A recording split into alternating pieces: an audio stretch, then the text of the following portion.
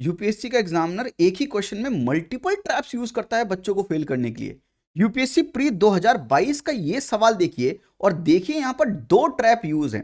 पहला स्टेटमेंट है, attorney general of India and the solicitor general of India are the only officers of the government who are allowed to participate in the meeting of the parliament. And the second statement is, according to Constitution of India, the Attorney General of India submits his resignation when the government which appoints him resigns. और यहां पे समझिए, मैंने आपको पहले भी बताया है शॉर्ट्स में कि according to constitution of India ये ट्रैप है यूपीएससी का क्लासिकल ट्रैप जो यूज करता है।